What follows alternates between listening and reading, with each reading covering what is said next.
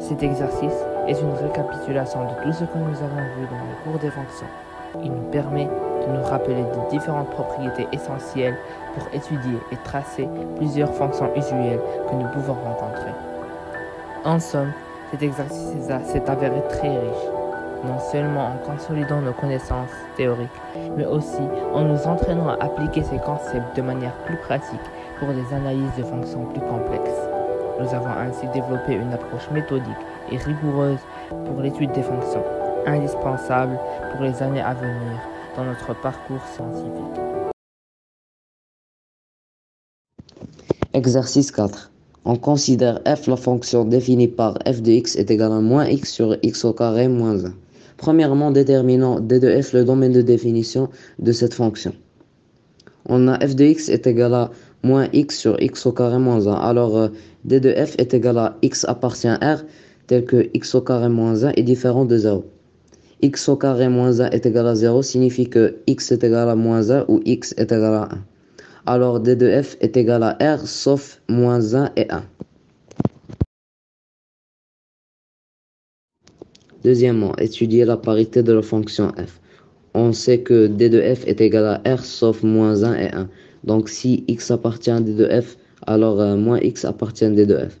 Et f de moins x est égal à moins x sur moins x le tout au carré moins 1 est égal à moins x sur x au carré moins 1 est égal à moins f de x.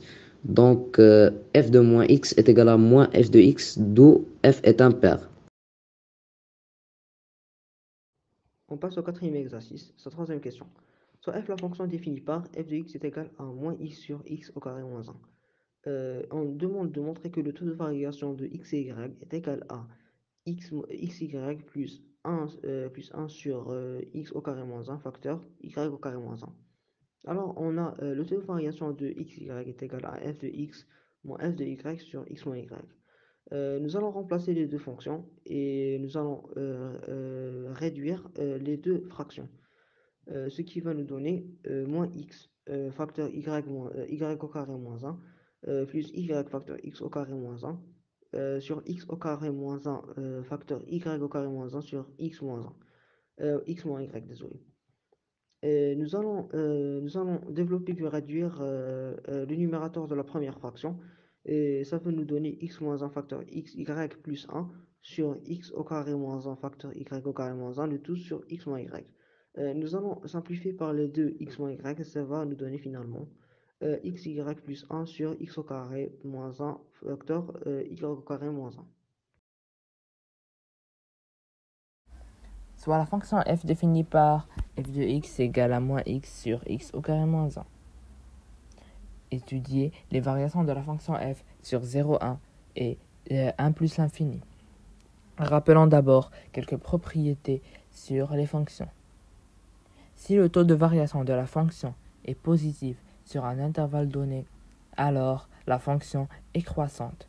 Et s'il est négatif, alors la fonction est décroissante. On avait calculé dans la question 3 le taux de variation de la fonction f. On a trouvé que t égale à xy plus 1 sur x au carré moins 1 facteur x au carré, y au carré moins 1.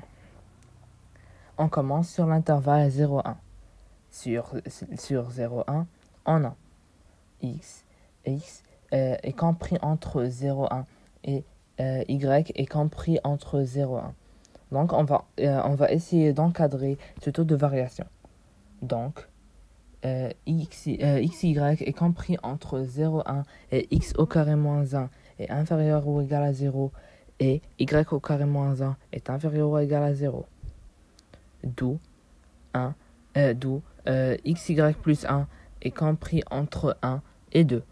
Et x au carré moins 1 facteur de y au carré moins 1 est supérieur à 0. Donc, 1 sur x au carré moins 1 facteur de y au carré moins 1 est supérieur à 0. Et xy plus 1 est supérieur à 0. Donc, le taux est supérieur à 0. Ici, on a essayé d'encadrer le taux de variation pour savoir s'il est positif ou négatif. On a trouvé que le taux de variation est positif, alors f est croissante sur l'intervalle 0,1. Sur l'intervalle 1 plus l'infini, on a x supérieur à 1 et y supérieur à 1. Donc, xy supérieur à 1, x au carré moins 1 supérieur à 0 et x au carré moins 1 supérieur à 0. D'où xy plus 1 supérieur à 2 et x au carré moins 1 facteur de y au carré moins 1 est supérieur à 0. Donc, xy plus 1 est supérieur à 2 et 1 sur x au carré moins 1 facteur de x au carré moins 1 est supérieur à 0. Par suite, t est supérieur à 0.